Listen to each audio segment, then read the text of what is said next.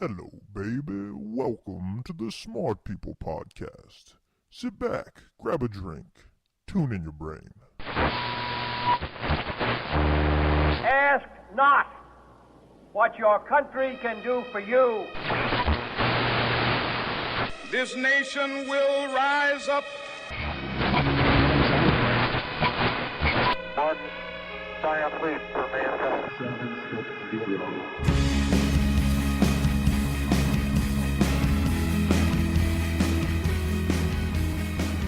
What up, everybody?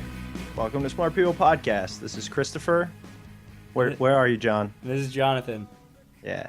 I'm going to mix it up on you every time like that. Today, we're going to talk with Dr. Mike Rose. He's a nationally recognized American education scholar, is noted for his significant contribution to the study of literacy and for his insights into the struggles of working-class America. Dr. Rose is a graduate of Loyola University. He went to the University of Southern California to get his MS, and then he went to the University of California, Los Angeles for his MA and his Ph.D. He's been teaching in a range of educational settings for the past 40 years, from kindergarten to job training, etc., and he's written numerous books. We're only going to be discussing the one, but he has also received a Guggenheim Fellowship, the Grawemeyer Award in Education, and the Commonwealth Club of California Award for Literacy Excellence in Nonfiction. He's been honored by the Spencer Foundation, the McDonnell Foundation Program, the National Council of Teachers of English. It goes on and on, but he's a smart dude, and I think you'll agree with us after listening to him. We picked Dr. Rose because he has an amazing new book out. It's called Why School? Reclaiming Education for All of Us.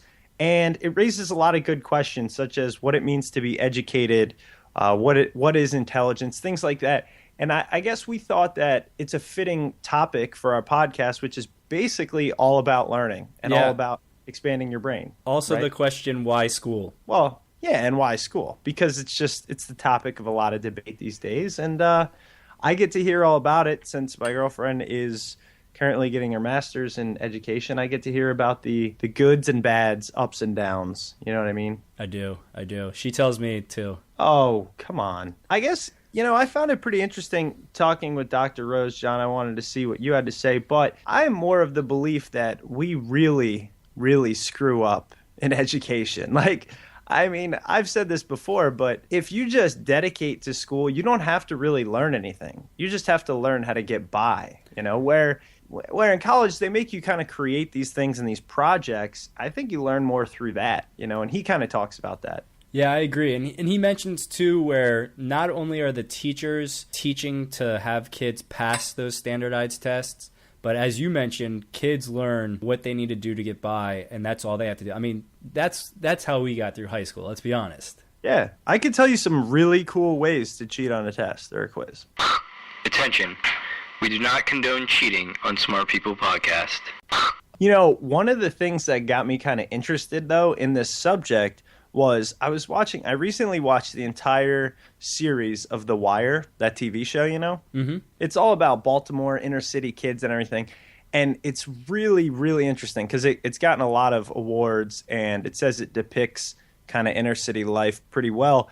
And it shows these kids who go to school and how they don't really, it's not that they don't want to learn, it's just they don't see any use in it when they see people on corners and stuff working drugs. And they do I think it's season 4, they do a really good depiction of the No Child Left Behind and the standardized testing, which Dr. Rose talks about, how these kids are so uninterested that all the teachers do is teach them verbatim, almost verbatim, the questions that are going to be on these standardized tests, so they get funding so that the teachers can at least make a living and things like that. And I'm sure it's not that corrupt everywhere.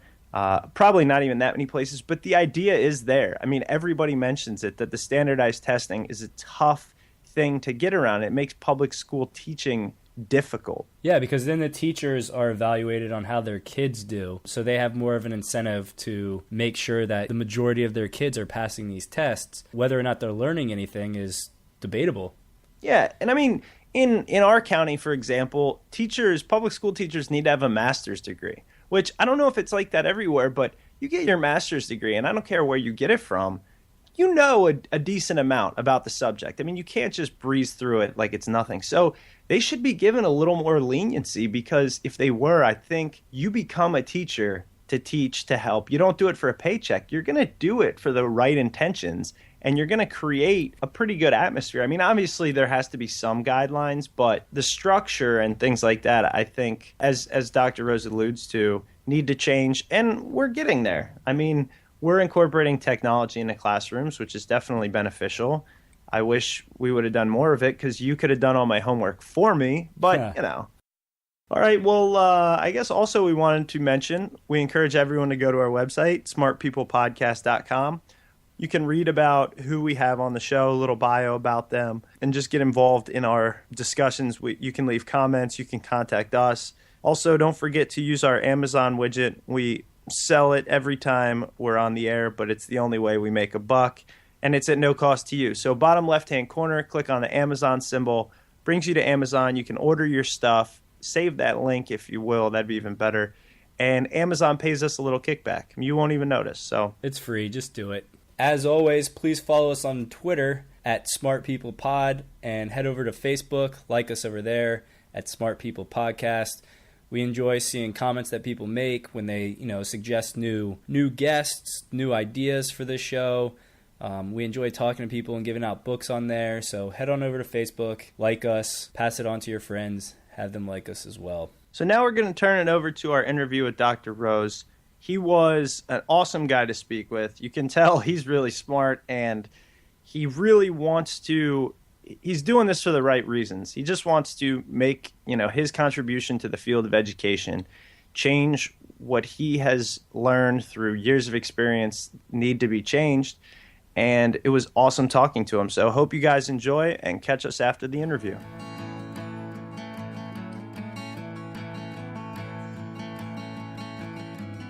The first thing that drew us to you and to your book is, as I mentioned, we did this to learn more about a lot of topics, because we were curious and felt like some of the things we may not have been exposed to, whether it be in the formal school system or just in life.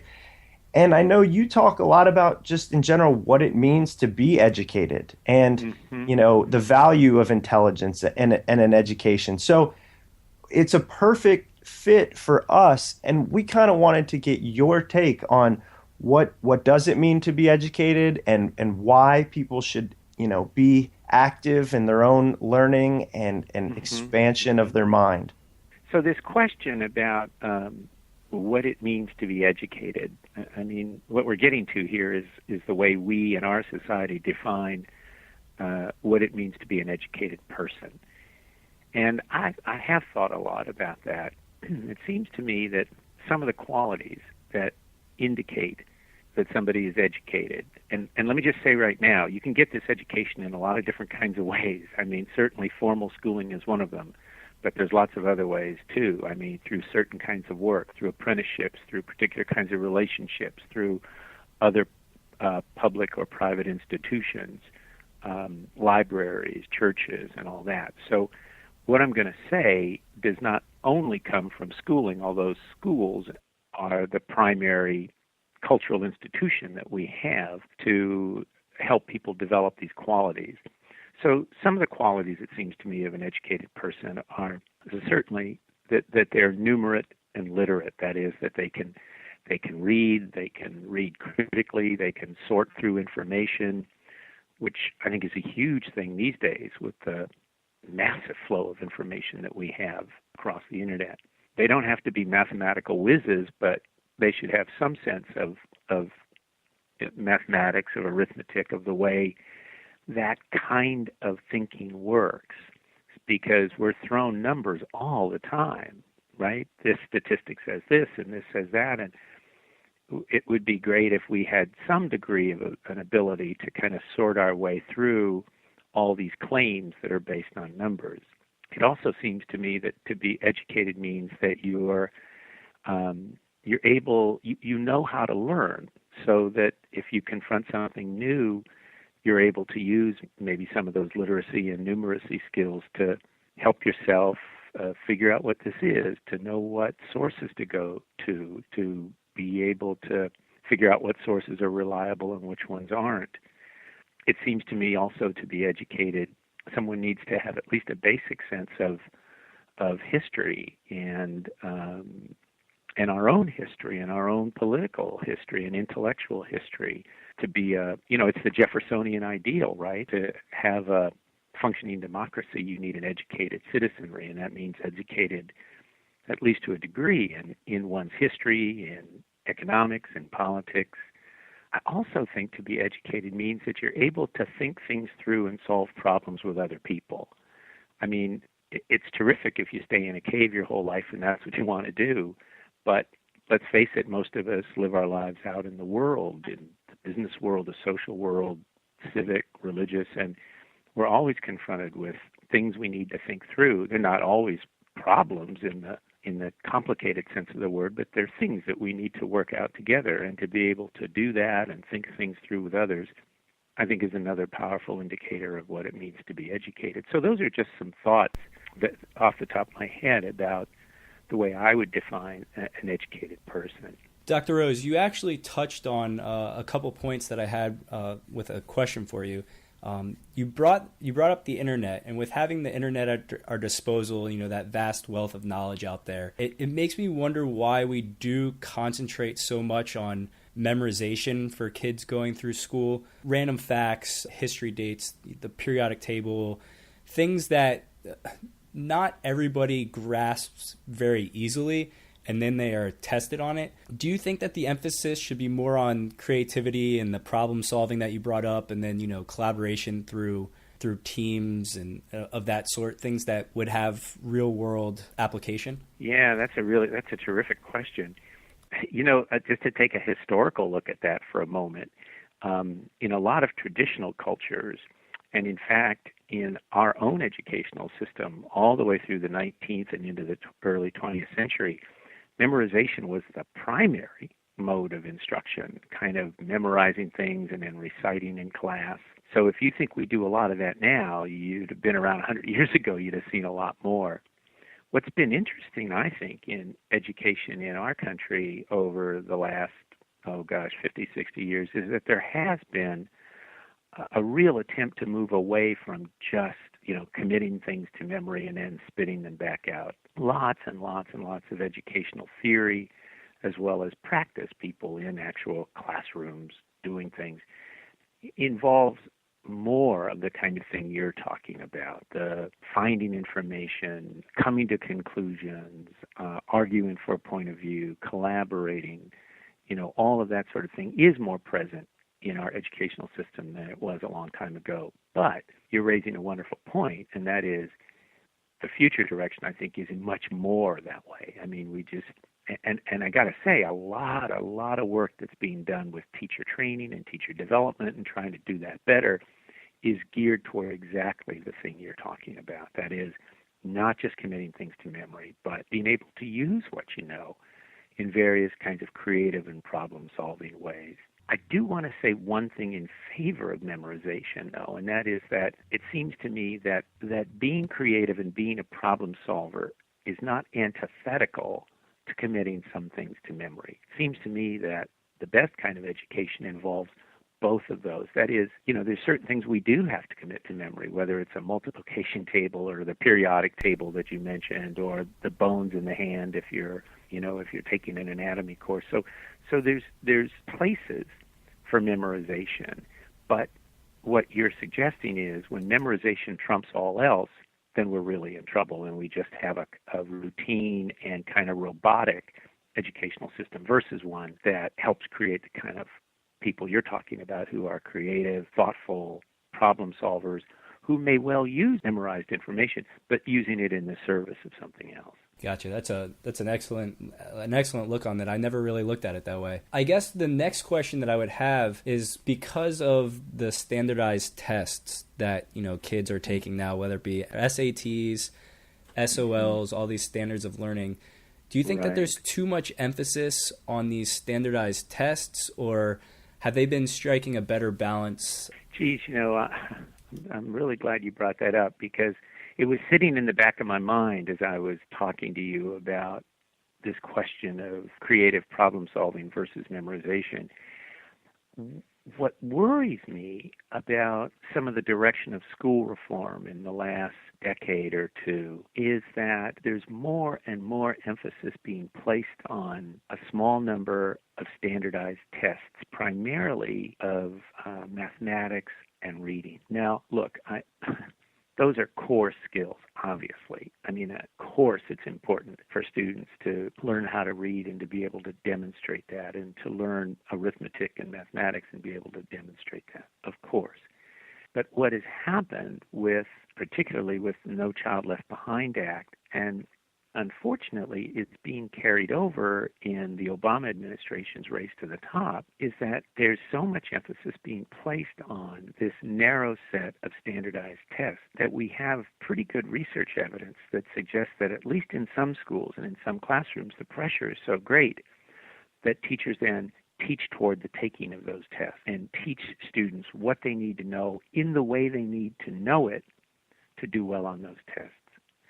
So what ends up happening, and again we got good evidence of this, is that even material like history or social science or even science, for God's sake, gets trimmed back, and some subjects like arts, music, that sort of thing just get completely removed because there's no time for it. So there's a lot of good things that are going on with school reform efforts. I mean, a lot of attention being paid to schools. That's a good thing. There's a focus on kids who are not doing well, who schools don't serve well. That's a really good thing.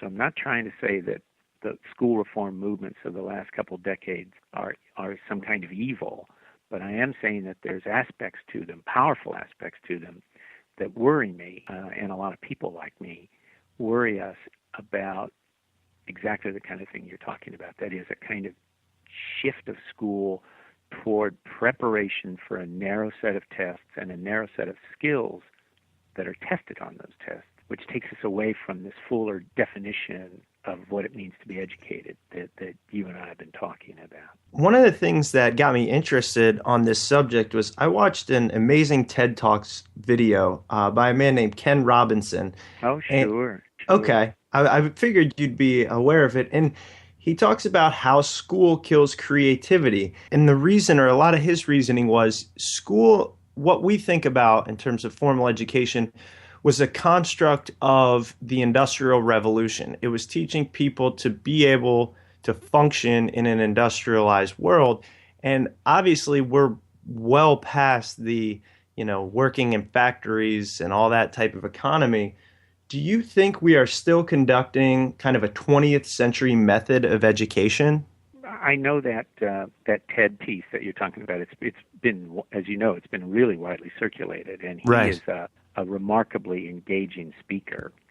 And then the graphics that they have that go with those presentations are amazing. And as you suggest, he raises some really kind of visionary points. But what also happens in presentations like this, I mean, it's almost part of the genre in a way, is that he deals in broad, sweeping kinds of statements. His characterization of school right now is in some ways accurate, but absolutely not fully. And there are so many classrooms that in fact move very far away from that kind of description that he gives us of what schooling is like. They're classrooms where the sorts of things we've been talking about really do go on. Engagement, creativity, working through sources yourself, thinking things through with others, independent thinking, all of that. Now, to the broader question of the way school is structured, that's an interesting question.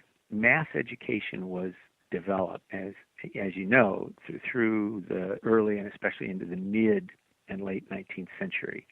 And the structure of schooling was, as it moved into the 20th century and it got really huge with compulsory education and more young people entering school, there was a kind of philosophy of education and a philosophy of school administration that was very much influenced by industrial thinking. So when we look at the way large schools, like large high schools, are structured, right, the grade levels, the classrooms, the hierarchical structure of administration, all that sort of thing, it does resemble an old-time business model. So I think where somebody like Ken Robinson is valuable is to get us to begin to think of how we might reconfigure that general structure, period. And there are places that are trying to do that, places that don't stick to those rigid time schedules and don't stick to that rigid kind of grade level thing and don't stick to the separation of disciplines like, okay, it's 9:45, now we go to geography. Oops, it's 10:35, now we go to math, right? But rather they think of ways to integrate all of these subjects. And I do think that that's an important direction for the future. So just to summarize, that is to rethink that fundamental structure of schooling, the rigid time slots for classes, the rigid separation of subject area, of disciplines, the limited amount of time that teachers have to work with, if any, that teachers have to work with each other and think things through and try and create a kind of integrated curriculum. The way we even define achievement, as opposed to grades and the kinds of tests we were talking about a minute ago, how about something that's much more project-oriented, right? I mean, can someone with certain kinds of assistance create something that's really impressive, that involves the integration of mathematics and science and geography and whatnot? So all of that and then, of course, integrating electronic technology into all of this in a powerful way, integrating the computer and the internet and whatnot in an integral way into the curriculum. All of those things, I think, are signs for the future, and people are doing that. I mean, not a lot, but people are beginning to do that. So Ken Robinson's vision, I think, is emerging already in certain places and under certain conditions. Okay. So as you were just saying, that was going to be a question I had for you. You kind of touched on it. I'm sure you have offered in your writings and in your presentations and everything, your solution to the rigidity and structure. So it's things like projects and kind of integration and things like that. Anything else that you have found or you believe would be a great step forward in terms of how we educate children? Well, I think I want to say two things that maybe one of them you would expect and maybe the other one you won't. So let's start with the one to expect. In addition to the things I said about people rethinking the narrow, it's what the historians David Tyack and Larry Cuban called the grammar of schooling, which I think is a perfect phrase, right? This kind of structure of the way school looks, the classrooms, the rigid separation of subject area, material, the rigid day, all of that sort of stuff. In addition to rethinking the way school is structured, I want to say something as a kind of cautionary tale about the use of the computer and electronic technology. As we rethink school, right, as we begin to move toward these more holistic and organic and integrated ways of thinking about educating people, obviously, computer and the internet and electronic technology is going to be central to this. What we have to remember, though, is that even that absolutely astounding technology is not in and of itself a magic bullet, that it has to be carefully integrated into the whole notion of schooling, integrated into the curriculum. Otherwise, what we see happening all the time is schools spend a ton of money or a philanthropy spends money and gives schools computers, or schools install computers, or the classrooms are all wired, or all that sort of technological stuff is taken care of. But nothing exciting is being done on them, right? Because they're kind of separated from the whole enterprise of education. So one thing I want to add is just that as we do naturally move toward the increased use of computer technology, we really want it to be done in a thoughtful and integrated way. The second thing I want to say, and maybe this is a surprise, is that as we move forward, I don't want us to forget certain kinds of traditional and old-fashioned things. A while back, I had this remarkable project that I loved so much. I traveled around the United States whenever I could get time away for a week or two.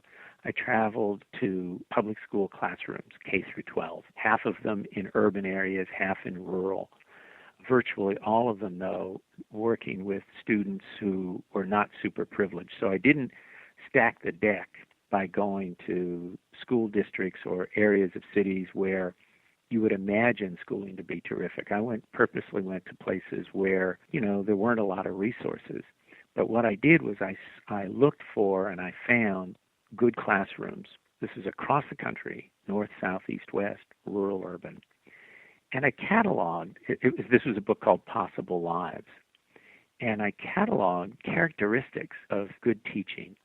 And you can imagine that what was going on in those classrooms was quite different. I mean, if it was in Arizona near the Navajo or Hopi reservation, it would be different than if it was in the central city in Chicago, and that would be different from rural Montana, which was different from the Mississippi Delta. So there's all kinds of differences, right? But what I was looking for as well were certain kinds of commonalities in what teachers did and how they did it. And what I came up with is a list that's really not rocket science, but it's striking in its power. Let me quickly give you a few of the characteristics. The classrooms these people created in their very different ways, they were safe and respectful places. That is, people treated each other civilly, but they were safe and respectful also in that people felt free to challenge. Teachers pushed students, but in an atmosphere where students didn't feel like they were being demeaned. These classrooms were places where students were given various kinds of authority for their own knowledge. That is, they had to be responsible for doing the work, for looking things up, for rewriting something, for coming back at a problem another way. But even though that went on, these classrooms were also places where teachers figured out ways to give students a lot of support, a lot of assistance as they kept striving to do a little bit better and a little bit better and a little bit better. These classrooms were places where, as I just mentioned, there were high expectations. They were also places where you just could see teachers being so resourceful. They had just a lot of material, a lot of ideas, a lot of experience in their back pocket, and they were able to use it in ways to respond to what students were doing or when students were making mistakes. These are the characteristics of good and healthy classrooms, whether they were going on in 1930 or 2030, where you have a knowledgeable and resourceful teacher, where you've got a space that's created that is safe and respectful, where you have high expectations but also means provided to meet those expectations, that kind of support, where students have a chance to be authorities in the things that they're learning. I don't want us to lose those as we move ever forward into new ways of thinking about classrooms and new ways of using technology. If you remove the teacher's assistance, I could compare that to my college experience where, we were given the responsibility of making sure that we read and gained the knowledge ourselves. And we also had, or I guess the decision whether we wanted to come to class or not, take the responsibility of that. So do you see that the college atmosphere is having an influence over how we're teaching our younger kids now? That's a really interesting question historically, because there's always been a kind of downward pressure, if you want to call it that, from the college into the high school. That is, as the high school was emerging as an institution in the 19th century, its curriculum looked virtually like a college curriculum, except less intense, I guess, less advanced, rather. That's the word I want.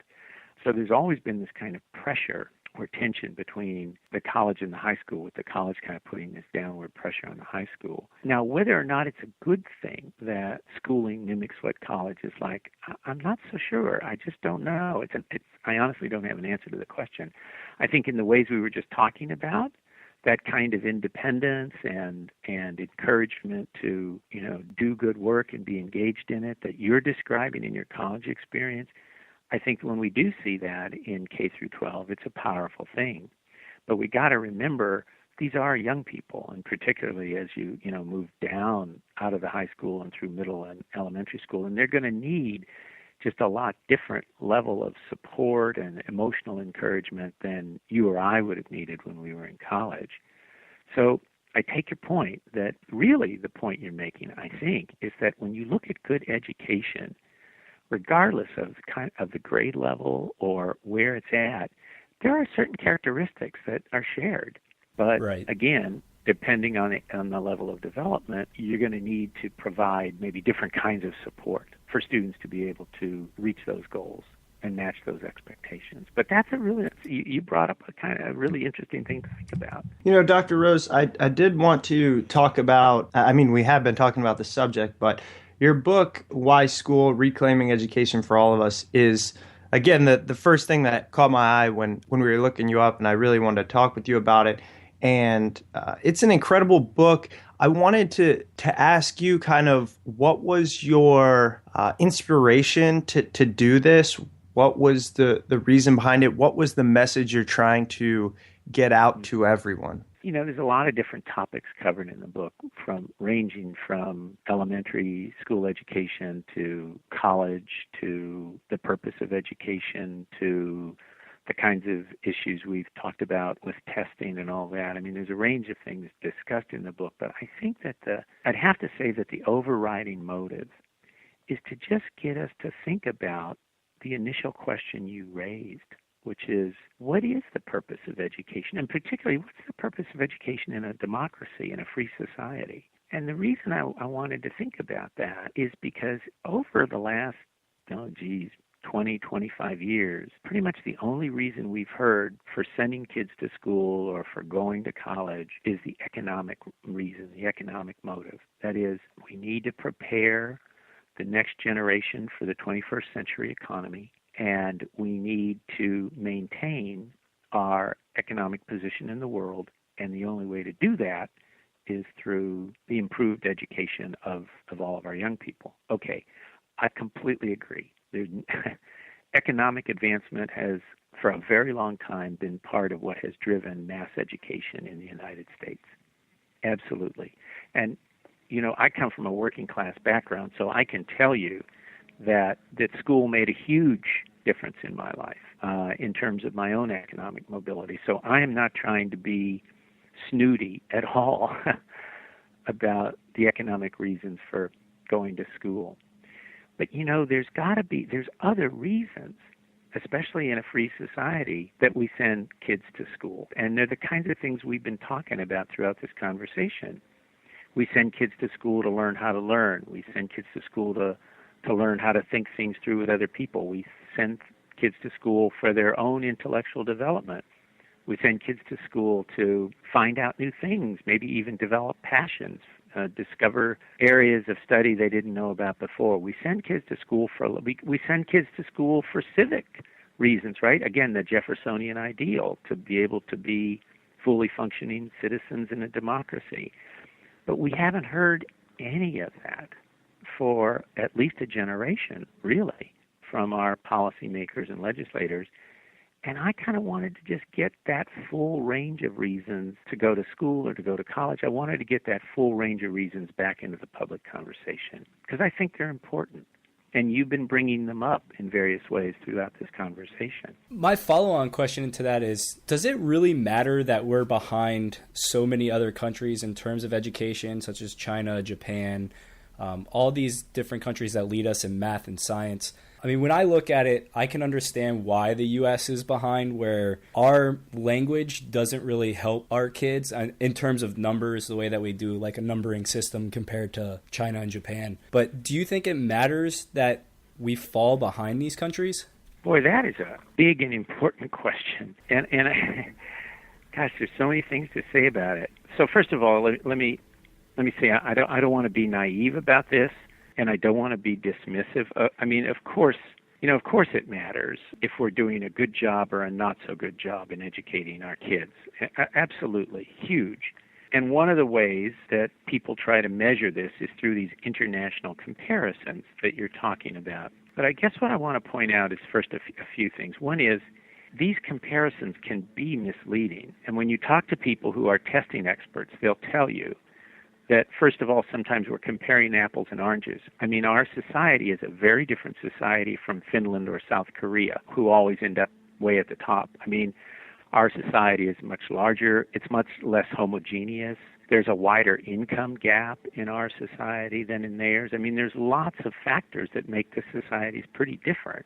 Second of all, there's technical issues that people bring up about testing itself. That is, the kinds of tests and testing across such different systems with such different cultural and linguistic backgrounds. So the first thing to say is that there are both technical as well as logistical kinds of reasons to not see those tests as the end-all and be-all, number one. Number two, I want to repeat, I don't want to be dismissive of them. I just want us to be cautious in reading them. The third thing to say is, and this touches on the question you asked, I worry about the way we read those results. You asked a really important question. I mean, does it matter? Well, in some senses it matters a lot. But what I think also matters is what lessons we learn from looking at those results. So if, for example, we say, oh my gosh, Finland is way ahead of us and Singapore is and South Korea is, after we admit that we have pretty different kinds of societies, then maybe we should get and look very closely at what it is that they do. I mean, what is it that happens in their school system that we might learn from? Well, their school goes longer. Oh, that's interesting. Let's look at that. Their teachers have much more status than they do in our country, and they have a richer kind of professional development. Well, gee, let's look at that. Maybe we, instead of spending tens of jillions of dollars in all of these elaborate testing schemes that we have, what if we spent that money on a richer, more robust teacher development? I mean, that's connected to like the National Science Foundation and the National Council of Teachers of English and these places that could create long and rich kinds of, through the internet, long and rich kinds of professional development for teachers. So if we look at the scores that way, that is, can we learn something from what these places do with the way they think about schooling and teaching? Is there something we can learn from that? Then I say the tests have a legitimate purpose. But what scares me is when people just start treating it like it's March Madness, right? They say, oh my God, look at the rankings, we're number 8 or something.